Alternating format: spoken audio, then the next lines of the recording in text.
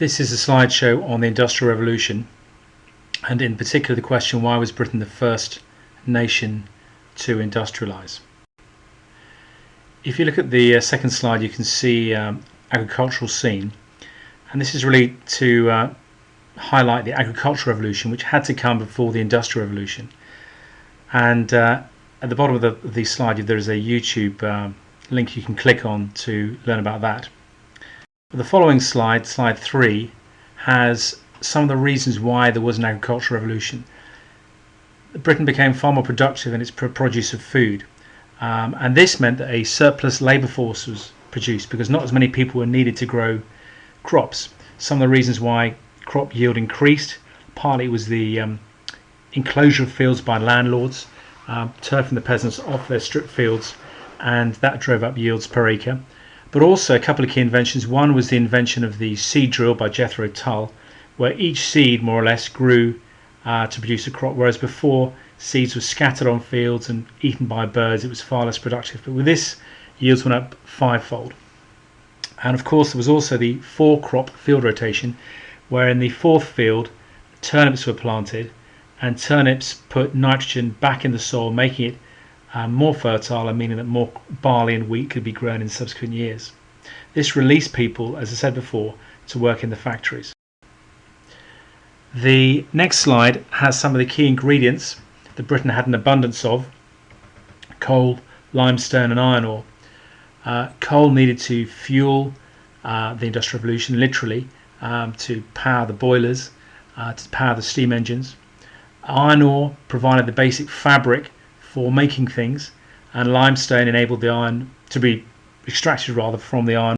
And if you look at the next slide, you've got some examples of that. You've got iron rails for transport. You've got a steam engine powering a pump to remove water from the coal mines, enabling more coal to be mined. And you've got a factory, and you can see all the iron used there in the various fixtures and fittings. The following slide is about money. Britain had lots of money compared to other European countries to invest. It had money partly because of profits from the slave trade. Also, there were farmers who'd made a fortune in the agricultural revolution that wanted new investment streams. And the existence of the British Empire as well provided markets and raw materials that could be used as well. And finally, Britain had a very sophisticated banking system, enabling loans to be made to entrepreneurs.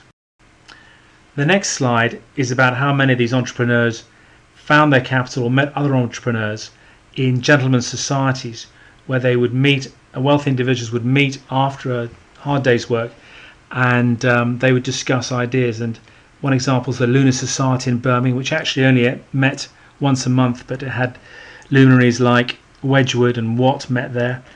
And the Athenaeum in London, which still exists in Piccadilly and Clubland, where wealthy individuals would meet, and that is an ideal ground where ideas for investment could be discussed. And then we've got a picture of some of the key inventions, such as the spinning jenny.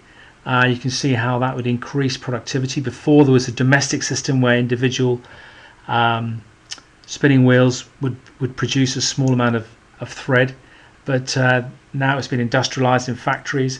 And then, of course, the weaving process sped up with a number of inventions, culminating with a power loom. You can see how much could be produced with that. And that, of course, all this cloth had to be exported, and steam engines took the cloth to the ports, and steam engines in ships then exported it around the world, particularly to India, where the textile industry there was undermined by cheap exports from Britain.